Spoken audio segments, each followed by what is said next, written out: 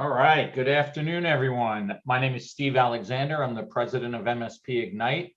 I'd like to thank you all for joining us for this month's Resource Network webinar. As always, we're excited to be bringing the Resource Network webinar series to our members and invited guests.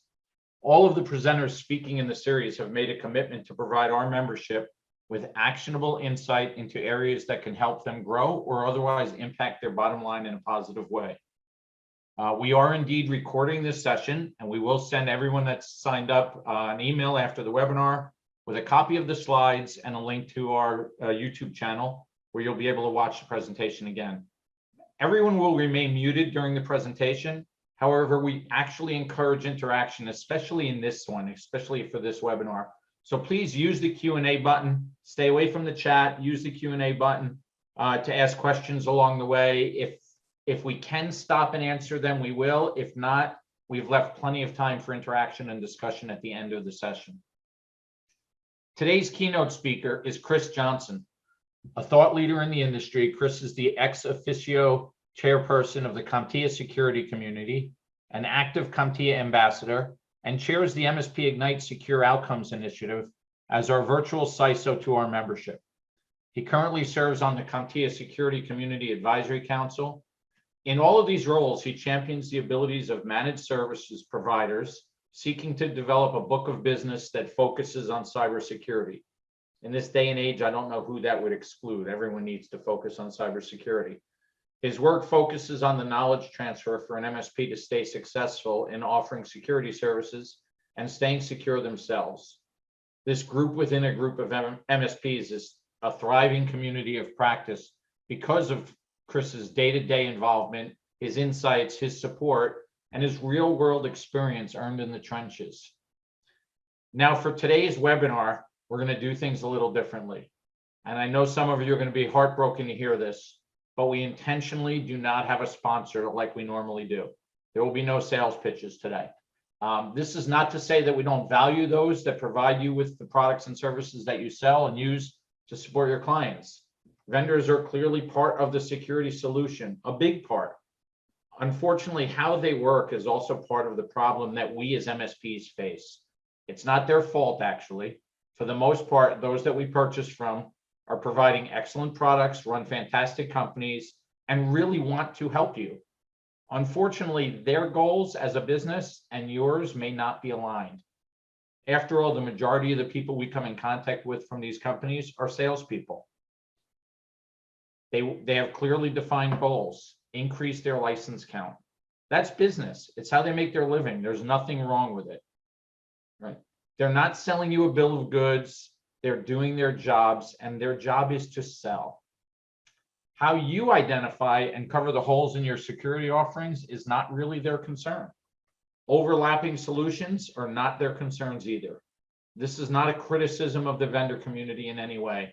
They all believe in their solutions. I believe they all do a great job of selling them. At the end of the day, however, their products are commodities, and they are commodity brokers to you. You very well may be as well. You may be fine being a commodity broker to your clients. Many get rich doing so, however. It does present a few challenges.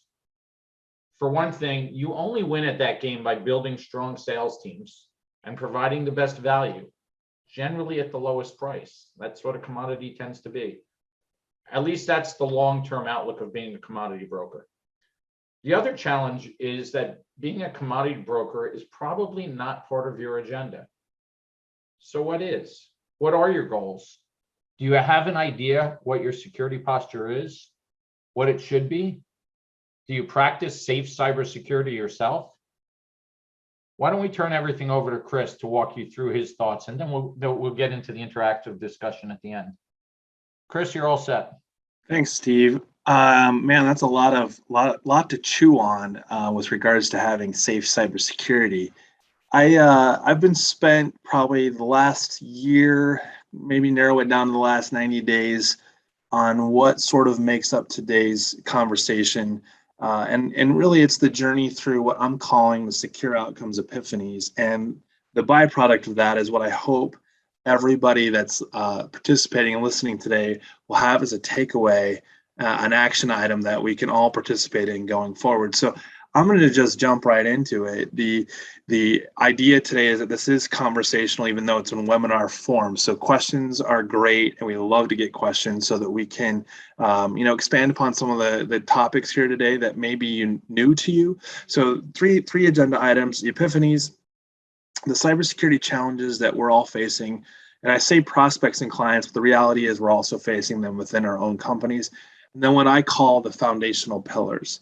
So the first one in the epiphany stack is we all hate policies, right?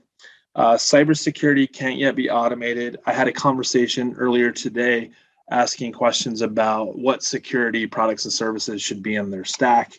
I made the recommendation to go and listen to a podcast I did on shiny object syndrome. I am the president, the founder, and obviously suffering, quite honestly, from shiny object syndrome myself. Then we'll talk about a little bit about accountability and responsibility. Who shoulders the burden when bad things happen? Steve and I talked earlier about this. It's kind of like, is there a target on my back? And is it from the good guys and the bad guys? What angles are these things coming from? And why are we all so quick to point fingers and place blame when bad things do happen? And if I can't remove the risk, why should I even bother trying? And then last but not least, I hear this probably once a day: which framework is right for my company?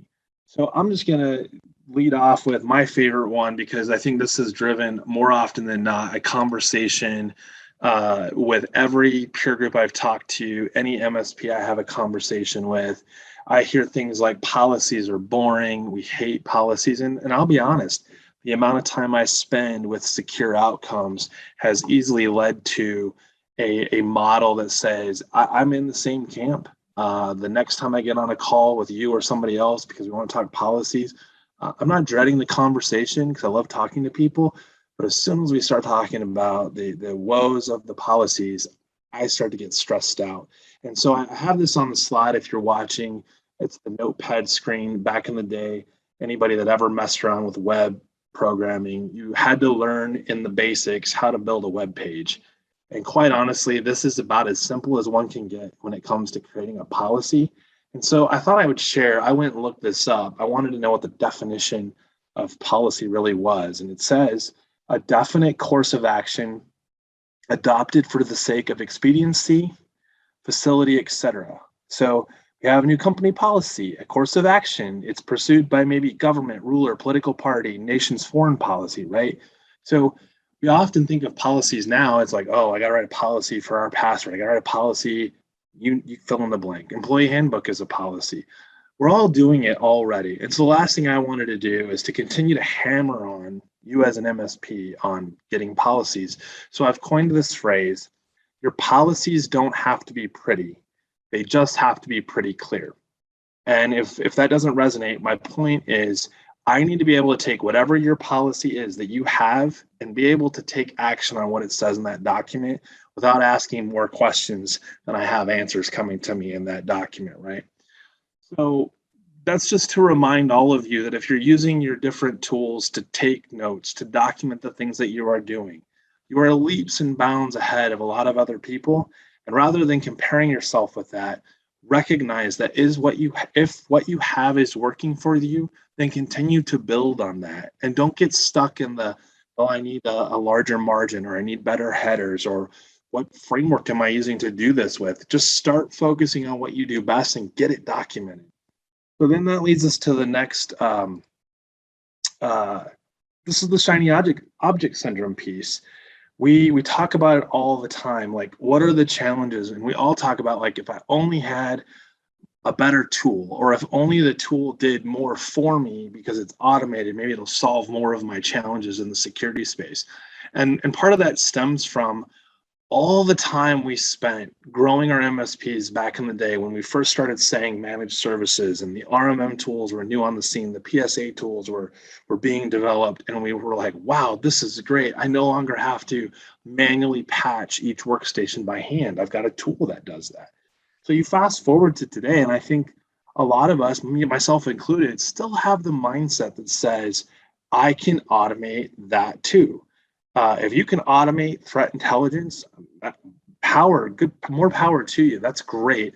But I think that the sophistication of the tools that allow us to do that still aren't there to completely replace the human intelligence component. And as smaller MSPs, even larger MSPs, it can be overwhelming to think, hey, we've implemented fill in the blank SIEM tool, fill in the blank EDR, fill in the blank MDM. Someone has to manage it, right? It kind of comes back to what Steve said at the beginning about the commoditization idea. And yeah, I remember when really saying endpoint management or the RMM model for managing an endpoint started to shift from device to user because the device was becoming rather commoditized.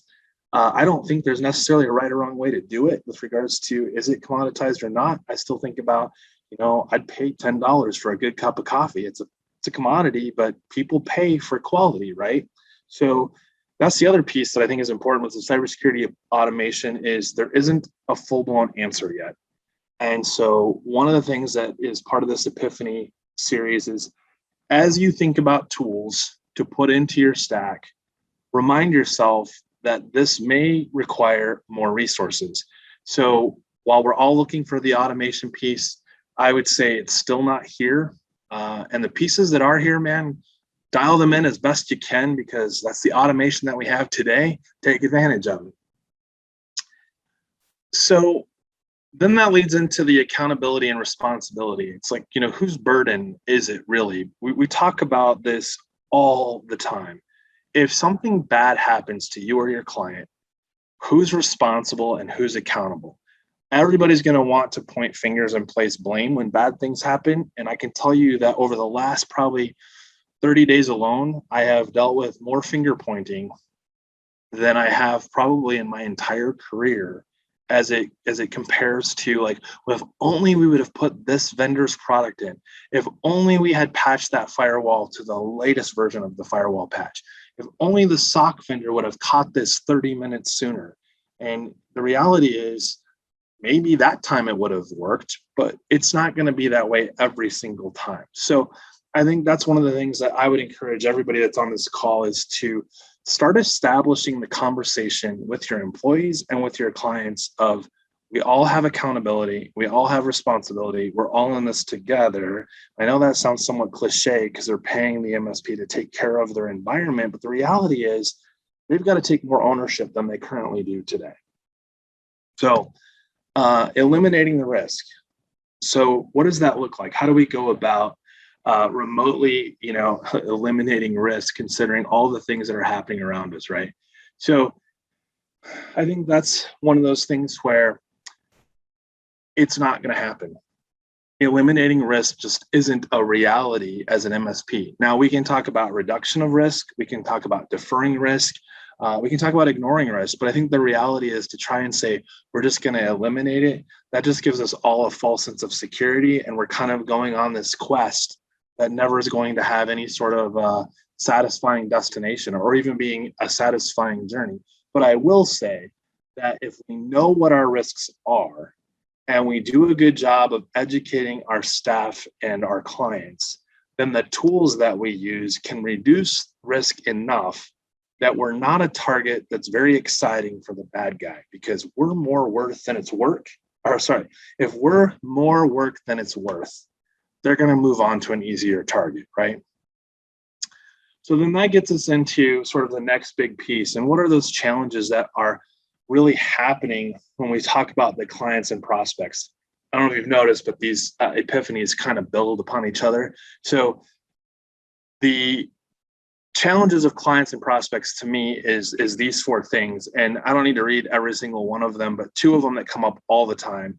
It's going to happen anyway, so why pay for more? And whose responsibility is it? And then, of course, the last one that's in there, I guess I might as well read them all. I have insurance, so I'll be fine. Insurance companies are not in business to pay claims because if they were, with the amount of claims that are happening, insurance companies would go out of business, right?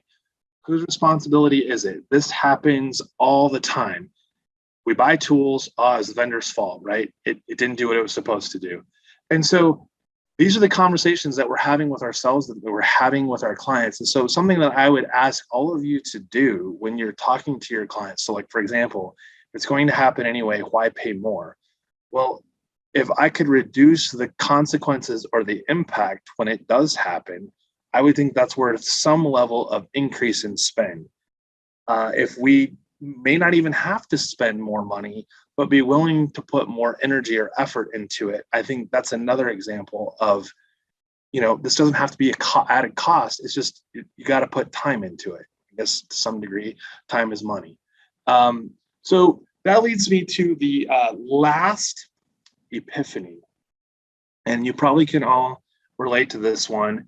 Which framework is right for me? So I hear this all the time. Well, my clients have to do CMMC, so we're doing CMMC.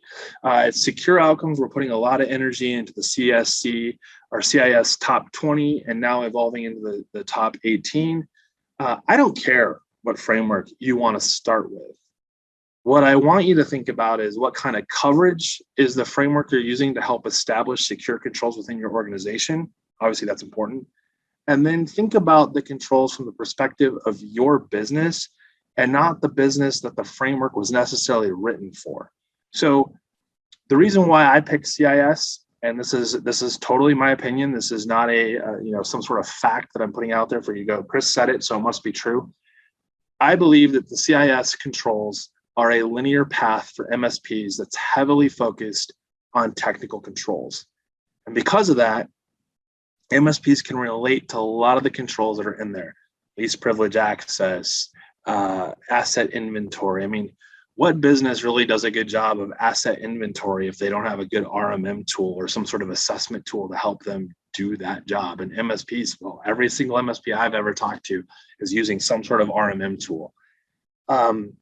But what's important about picking one isn't that it's that framework. It's that you're thinking about what are the intentions behind those controls, so that when a client comes to you who is maybe needing to be compliant with a different framework, you have the means to walk them through and be successful by addressing those same controls. Because if you look at any of these frameworks, even though they're targeting different industry verticals, like PCI is for credit card space versus the state 153 more government space, they all kind of have the same intentions: protect the data, right? So I use the triad all the time: confidentiality, integrity, and accessibility. Every single one of these frameworks, no matter how secure they might be on coverage, that's the premise behind every single one of them.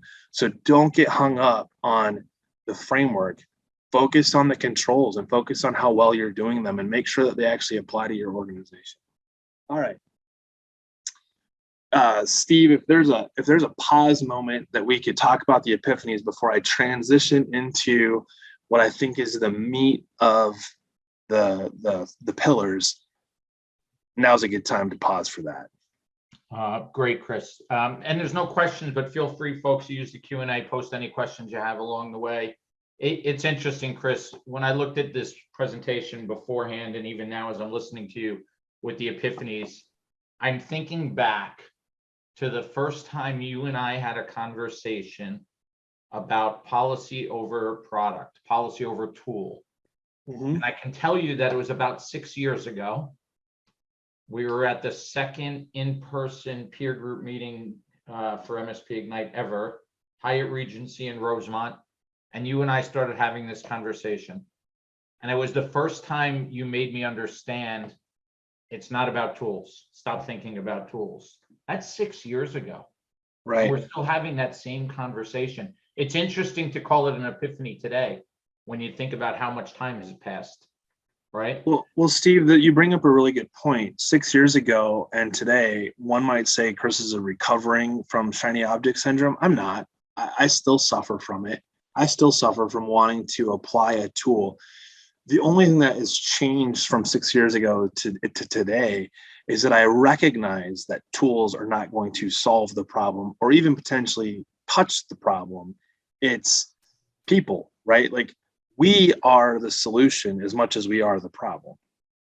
Well, is it people or process, right? I think it's a little of both. I was thinking about my last office, when my last MSP, when we moved into the last office we were in, I spent the time and money to have key fobs and cameras and make the building more secure, but also easier for us to get in and out of.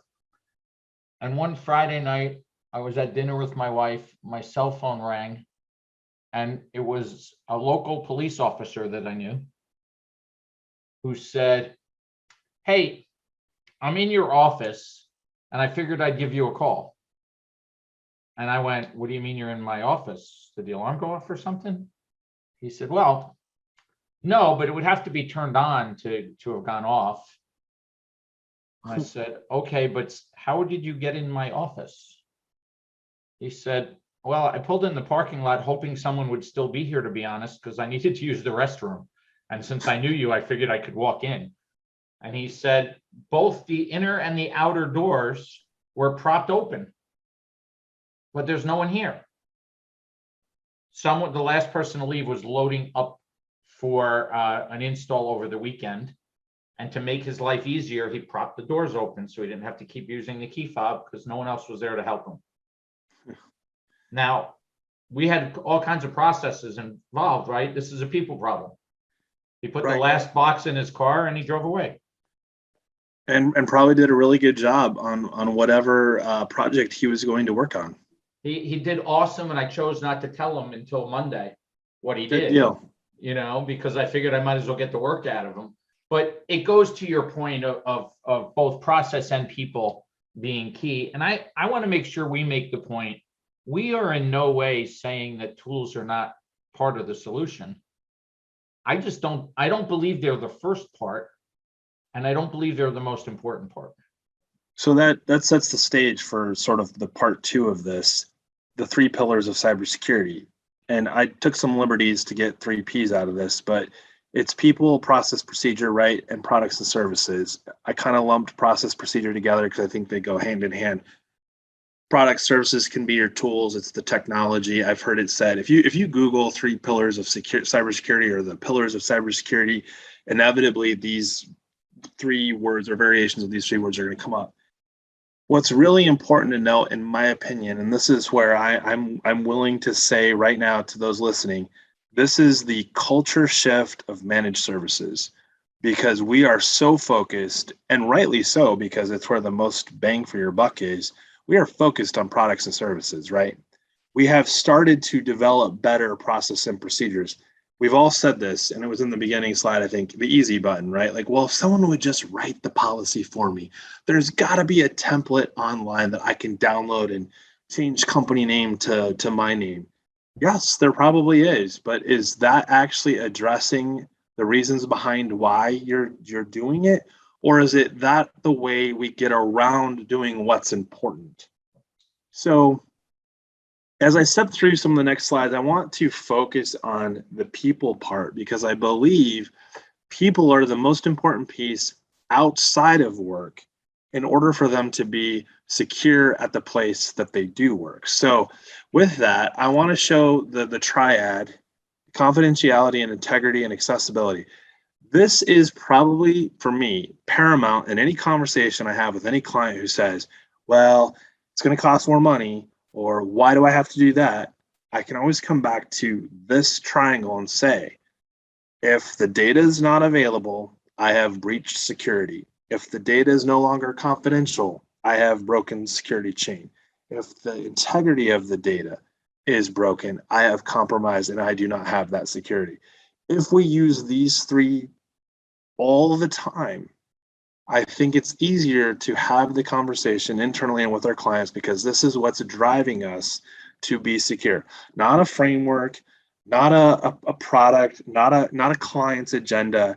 We just use this, and if we apply this every single time, I think there's a way to be successful. Even if we don't get to elimination of risk, we're at least sharing the burden of responsibility and addressing the risk, right? So that leads me to, this whole last, year plus that we've lived working from home, working from a home office, the work from home, or remotely working. All of us have been in this for at least a little bit. And so what got me thinking as I was preparing this presentation was, what do we do at home that's different than what we do at the office? So to sort of elaborate on that, what's the difference between the consumer versus the employee? And you may have a lot of thoughts running through your head right now that like, oh, they're way different. Like, when I'm at home, I don't work. Well, if you're an MSP, there's probably never that really being said. But it made me think about the things that we do at home. So we go shopping, probably during COVID, there's a lot of shopping online, a lot of Netflix consumption, right? Maybe we go to fast food or some other restaurant and we use credit cards, those kind of things. And how much time do we spend actually thinking through the security of those components? Like, as a consumer, do we consciously focus on security? And I think that as MSPs, or even those of us that are in the security space, I'm not sure that we think about it any better as consumers because of our experience in the workplace than we do. And which is unfortunate, because I think consumer side, if we look at the majority of breaches where people are impacted, those are the ones that seem to have the biggest consequences to us personally. And yet, when we had the Target breach, how many people went to Target the next day and still shopped at Target? Pretty much everybody. When Netflix had their, wasn't as big of a breach, when Netflix had theirs, I didn't stop watching Netflix. I just changed my password. These are becoming the realities of consumerism, right? So, so is security important to consumers? And I think the answer is yes, but there's a lacking of education to us as end users, as consumers, because we rely so heavily on convenience, expediency, and efficiency. Like, we just want it now, right? I had an example the other day, a friend of mine, because of COVID, all these new things that we have, go to the grocery store, but never get out of your car. Groceries get put in your car, you go home. Same model, Best Buy. TV gets, on the app, hey, I'm here for the curbside load in my car. 70-inch OLED TV, goes home, gets a message on his phone, hey, your failure to show up and get the TV, we have fully refunded your credit card. So in this particular case, security, I guess, was working great. Maybe it wasn't security, but the app failed and the TV was free. So I love that example, because it's like, we spent more time on creating a convenient app that is actually failing the vendor and not the consumer. But all these things that we do as consumers. So what does that look like if we go to more of the employee side?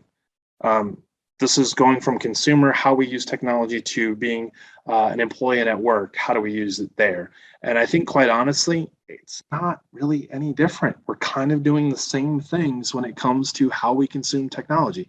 But I can think of some things that come to mind real quickly of like what doesn't happen at work that happens at home. At work, how many employees are using password managers versus at home? Maybe they're at least caching them in their browser. I don't know. Maybe it's the other direction. My point is, as individuals using our technology, we really don't change the way we use it from home to work, but we have been focusing on training people what not to do at work instead of focusing on how to help people use technology regardless of where they are. Hey, maybe you need a password manager. Maybe you need, the list goes on and on and on. And if they were using those things, you can quickly see how it would be like, well, you can apply that in the workplace too, right? So if cybersecurity is focused on people instead of on policy and process and products, I think we can change the tide and go from a more defense model and playing catch up to a more proactive model and prevention. I believe that people are the most critical component. It's not what we're training them for at work, it's what we're training them for them, right? I mean, people didn't take breach seriously until the Colonial Pipeline, and then the meat, shortage of beef. So shortage of gas and beef, now that's personal, right? I'm an American, I want my steak, I want the gas in my car. And people were really, felt the pain from that. Yet, are we doing enough to help them understand that we're part of the problem, but we're the only solution, right? Like, people are the solution to a problem that's currently being pointed fingers at the vendor. We point the finger at the vendor. So, process and procedures. So I think all of the pillars are critical in this piece. I think that the biggest problem has been where we've focused so that when you get to process and procedures, because you've emphasized that people are who we're focused on, as opposed to, when I set up a computer for the end user, I make sure I lock it down so much that they're bound to find a workaround and just do a BYOD model, and then we're not really securing anything anyways. So what does that look like? Oops. So this goes back to what I said at the beginning. It doesn't have to be complicated. You don't have to wait on your employer. It is all about documentation. Where that documentation is, I'm not going to beat you up on, because you got to start somewhere. And I think going to the maturity and saying, hey, we're perfectly dialed in, it's in the system and it's beautiful. That's kind of a pie in the sky model versus having the documentation for something that someone else could say, hey, it wasn't pretty, but it was pretty clear. So with that, here's the example that I've used now 4 or 5 times. You were traveling, your wallet got stolen, and all your credit cards are gone. What's the first thing that you do? Odds are you pick up the phone, call the bank, turn off the cards, right? You have a process for that. I didn't even have to tell you to do a tabletop exercise. You actually already knew the answer, because even though it may not have ever happened to you, you know enough people that have had it happen to them that you've got that documented. You have the process and procedure ready to go. So then we get to the technology, and this is kind of the last part of that people process product. And so in the technology piece, I think about all the tools and products we currently use today, and it makes me ask this one question. Do you know what the product service is actually doing? And is it doing and are the outcomes of those products and services to your satisfaction? Because if they're not, I may suggest that you may need to reevaluate. So these are the 5 things that I was thinking about that as a person should be important to me, even if they aren't today. So if you're a consumer, these 5 things should be crossing your mind. And that means that for some people, that means that there's got to be some more education, right? So we should all be using password managers. This is not a work thing versus consumer thing, right? We should all be using 2-factor or multi-factor. Again, it's not tied to work versus consumer. We should all be doing it. DNS and content filtering, we should be using it, right? But maybe we've got enough people that don't have enough of an understanding of what that does, that they assume it's something that they don't need, or it's burdensome, or it's expensive.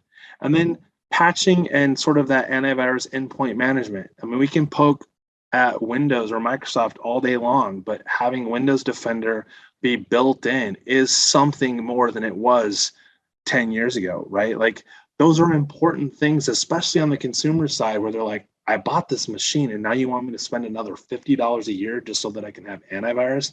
Isn't it enough what's already on my machine? So these are some of those questions that I think we are all asking, right? And so that leads me to sort of the last slide, and Steve, feel free to step in here. If you're not a member of MSP Ignite, the only one on this list you probably get access to is the MSP 1337. We do a podcast every week talking about some of these topics. This week we talked about the breach, the T-Mobile and AT&T, and how these big companies really aren't making anybody feel warm and fuzzy if they're saying anything at all.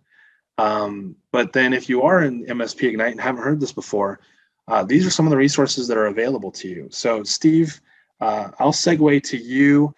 We've got plenty of time, I think, for some more Q&A, but I wanted to get us through the meat of the topic. Thanks, Chris. I appreciate it. For those of you on the line that have comments or questions that you want to share, please go ahead and do so in the Q&A section. In the meantime, Chris, it's interesting when you just brought up. Can you go back one slide, Chris? Yep, sorry. That's okay. When you just brought up the list of resources and said, well, the last one's the only one available to those that are not members, I did a quick look. Probably about 1/3 of the people on this call are not members. Okay. But members or not, I keep saying to myself, where to start? I mean, isn't that the conversation you and I have over and over again, that so many people with the lack of resources, smaller or larger MSPs, right? There's not enough time in the day. And where do I start, right? How do I get going? I'm not a technology guy per se, even though I've been in the industry my whole life, but I'm constantly amazed how many people we talk to that are in this industry, running an IT service company and they still don't necessarily have a password manager across the board for their company. Right. And I'm like, my head wants to explode. I'm saying, how can you be in the business and say that? Right. Well, or look at the resources that are exclusive to the cybersecurity space. Like, let's just use a CISO as an example. Average CISO gets paid somewhere between $125,000 and $165,000 a year. How many employees within an MSP are getting paid anywhere near that? So if we think about what we are willing to spend on the resources we can afford to hire, and then we look at the model of how we charge for product, services, and management of our clients, we're barely scratching the surface as we go into the cybersecurity space of what clients need to start expecting to spend money on just to stay in business, let alone being an MSP trying to service those clients. I agree, but how do we ask our clients to spend money Right. when we're not setting the example? We're not showing them that we do these things, right? That's always been the talk. I say always, for the last 2-3 years, that's been Right. the conversation you and I have had of how can we talk the talk and not walk the walk? And I don't Right. think we can. I don't think you can be in this business and not set the example for your clients. No, and I think one of the things that makes everyone hesitate to do this well, and I don't mean this out of disrespect, is if we fail at being good at it, right, then we failed. And I think the reality is, because of the space that we're in, we're all going to fail or make mistakes that have consequences to them. It's how we recover from them that's going to define not just our businesses in this, but I think it's going to be defining the industry as a whole.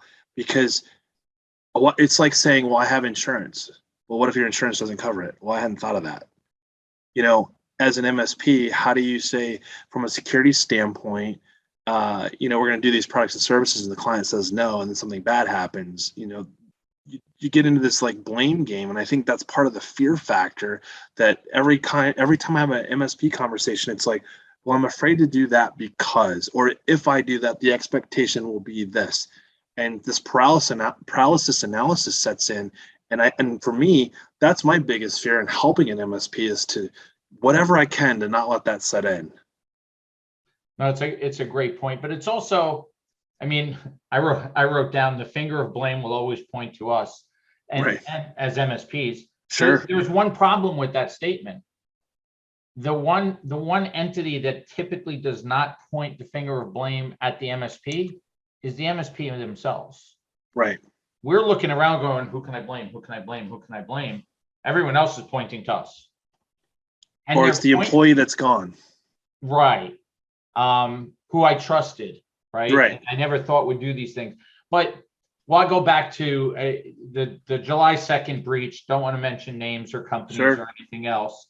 And you and I have had this conversation that the one MSP that we both know that was part of that breach literally said to me, why is everyone trashing the vendor on social media? Yep. This is my fault. And by the way, that wasn't a patch situation. He meant it was my fault that I didn't get off the on-prem solution, right, onto a hosted solution. That's what he meant. And I think that's also unfair on his own statement, because I think that there's a lot to be said that is, maybe it's a false sense of security, but not everything is more secure because it went to the cloud, right? Like we're in a balancing act of making decisions that, yes, we can say it's my fault because I made the decision to go one way versus the other, but that doesn't mean I didn't make a good decision when I made it. It just means that I had unforeseen outcomes that I couldn't predict. The environmental variables are changing faster than we can. I think you just highlighted something, and I hate to make the self-serving comment, but I'm going to, and that is we are actually not equipped by ourselves to make many of the decisions we have to make on the fly. No. And so those in peer group, we always preach, right? Even if you already made a decision, throw it out to your peer group. Maybe they're going to make you second guess what you did and go back. But those that are not, find your own place, wherever it may be. And Yep. if your own place is a peer community where there's no real relationship, but you communicate with a lot of people, fine, do it there. Throw it out there, right? It's not the same, but it's better than nothing. And I believe that we are making decisions every single day that we're actually not experienced enough to make, yet we have to. Yeah, Because someone has to. I want to add to that because recently I worked with a company that had a pretty extensive breach with the whole fun stuff, ransomware, you name it. And what was really interesting is they didn't have insurance, but they still called an insurance company. And that insurance company gave them the guidance on where to start in handling what had happened. So they didn't get a warm and fuzzy like, hey, we're the insurance company, let me write you a check. But they did get a warm and fuzzy of like, hey, even though we're not giving you money, we're going to give you 45 minutes or whatever it was of our time because we know that this is so serious. All of us lose when you lose. And I was really impressed with the way the insurance company gave enough direction so that they didn't just sit there and do nothing. I think it's interesting that, we talked about vendors at the beginning, or I talked about vendors at the beginning, and you did as well. And we talk about how the vendors are here to sell. That's what they're here to do. Yep. That doesn't mean they won't give us good advice. Right. If we're asking the right questions. Well, I want to turn that to the insurance companies too. Right. Because if you go ask most experienced brokers, certainly people that sell cybersecurity insurance, certainly those companies that we all know that sell into this industry, they will answer your questions. They will be helpful. They will guide you. They will do all those things right up until the time that there's a claim to be paid to one of your customers and they're right. looking to not pay it. And oh, by the way, it's not the people you're talking to. It's not the salesperson that convinced you to recommend them or to buy from them. Right. It's higher up the ladder. It's a whole different department that's looking and going, our very job, just like the salesperson's job is to sell. Sure. Their job is to not pay. That's their job. How do we avoid paying? Well, let's go back to the finger pointing. If we are going to get the finger pointing from every side of this. In fact, I just had a conversation this morning about the MDM vendor said, well, the one machine that didn't have our product on it, that's where the compromise came from. Did it? Maybe, but it's not the point. It's really more of the way that it's been said, right? So that's where I would go to say, if we stop finger pointing, does that mean that down the road a vendor who may have screwed up doesn't get axed? Well, that's a different conversation for a different day. I believe that if you're dealing with any breach issue, the one thing that you should not be focused on is whose fault is it. It should only be focusing on how do you get yourself or your client out of the mess that you're in. So, agreed. But again, we're talking about finger pointing and blame, right? The insurance company at the point where there is a breach or a point where there is a claim put in, their very job is to deflect so that they don't have to pay. Right? Correct. They write the agreements, they write their policies ahead of time to try and avoid paying. That's really what they do. They make it as restrictive as possible for you to follow all the guidelines and get paid. Yet we need it. We need to buy the policy, right? Right. Which gets into what is reasonable, right? I think that's the big question. So whether it's insurance, whether it's talking to your client, whether it's internal, what is reasonable for you to do to address it? That's the big deal. Yeah, agreed.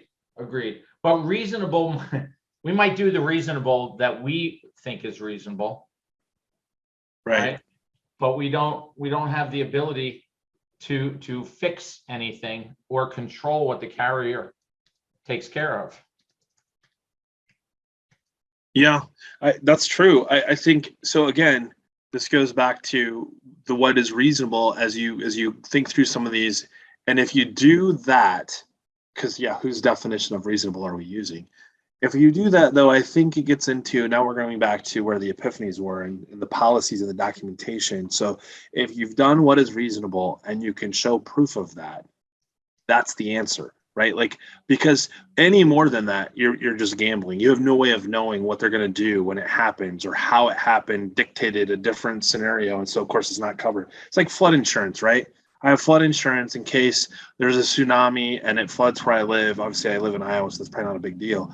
But then what happens when my basement floods? Well, it's a different kind of insurance. I didn't have that coverage, but in my mind, it's still a flood. Yeah, absolutely. It's we're kind of between a rock and a hard place in the industry, right? Yes, yes. And I think that as we move forward, I think there is more room under the rock in the hard place. There's a little bit more of a gap than there used to be. It's not so black and white as it once was, because at the end of the day, our insurance companies are struggling with this deflect and not pay. You do that too much, and then I'm not buying insurance because there's no reason to have a premium if I'm not going to get any coverage when I need it. So there's that balancing act. And I think what we're seeing coming from insurance companies, these questionnaires, they're a little bit awkward and maybe impossible to answer all of the questions that are in there because of the way in which they're written. But that's also because they're navigating based on what information they have. This is new terrain for them. Absolutely, absolutely. But I think, again, come back to we're the MSP. We sign agreements with every vendor that we work with that they're really not responsible for much of anything.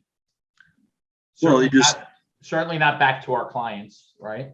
Right. Well, you immediately just went down a rabbit hole that could be a whole nother, webinar on third-party vendors and what are their responsibilities, and have we ever asked, what do we know about the vendors that we're working with? Yeah, we've been talking about that a lot the last couple of months, right? Right. I mean, ask the questions. It's like, how many vendors can you talk to that say, yeah, let me show you our roadmap? How many of them will say, let me send you our SOC 2 audit? We've been in business for 20 years, and what do you mean you want to see the financials? And maybe some of these questions are unrealistic. I'm not trying to define what all the questions should be, but we have a responsibility to know who our vendors are and what risk they pose for us. But at the same time, I think as a community at large, we have some obligations to each other to say, hey, if I'm working with a vendor that is risky, we probably need to talk to each other to either help that vendor not be so risky or find somebody else that can be a fill for that particular vendor. Well, but we need to do so in a way that isn't just knee jerk, right? Sure. So many people, what do you think of this vendor? They suck. I would never work with them. Why? Well, 7 years ago, I tried to get started with them, and I really didn't know it. But we don't get into the detail. We need to be more reasonable in our assessment. But going back to the question, see, I don't believe it matters that they can't answer our questions. Correct. Or that they won't. I believe we need to, as MSPs, as consumers of products, we need to stop the knee jerk, right? When do we buy most of our tools? We come to a webinar, there's a special, oh my God, I'm going to buy it now. It's going to be a great deal. You're talking about me. Yeah, I am. I'm describing you, no one else on this webinar, just you. We go to a conference, oh my God, they bought me drinks all night, and then I went to the booth and they showed me this product. I didn't even know I needed this product, but I committed to 1,000 seats because they had the show special. Well, how about this? How about don't commit to the show special? Right. And ask some questions about the stability of the company and how much they're behind you. And literally say to the salesperson, I'm not saying I won't buy from you, but if you can't answer any of these questions about your company and about the stability, I'm certainly not buying here now. Right. So that they go back, so that they start to go back and share with the powers that be, hey, we've got to be able to answer some of this stuff. Well, you brought something up that I think is really important that has nothing to do with cybersecurity and everything to do with it at the same time. And that is the product evaluation, like you're describing. I mean, I think about being in the peer group for the years that I was in. The number of times we had somebody knee-jerk swap a PSA out or switch RMM vendors. And I used to say, I think I said this once before, I said, your PSA is here to stay, but your RMM will come and go. And the funny part about it is we talk about cybersecurity tools, and it's way more significant than that. I mean, how many times do we talk about, like, I'm saving 35 cents per endpoint? So we've switched from whatever, fill in the blank, to this new one. And what concerns me about all of that is the resource consumption within our organizations to do that. And that's where cybersecurity starts to fall by the wayside, is when our FTE resources get overly taxed, that we miss the signs that something is happening with ourselves or one of our clients. Agreed. Chris, thank you as always. We've got no questions from the participants or from the attendees to go back to. I know you and I can go back and forth on this subject All day long. That's right. As we have many times. So I want to thank everybody else for their time. Hope there was some information here that's actionable, that you can look at and go, yeah, I do need to move forward and take action here. For those not already participating in one of our peer groups, please reach out to us so we can discuss the value along with our money back guarantee. If you want to talk to Chris some more, his contact information is up here. Pinpoint Solutions can certainly talk to you as well. If you become a peer group member, Chris is part of what you get as a peer group member. Time with Chris, if you will. So Chris, thanks for your time and expertise. You bet. Everyone else, have a great afternoon. Talk to you all soon.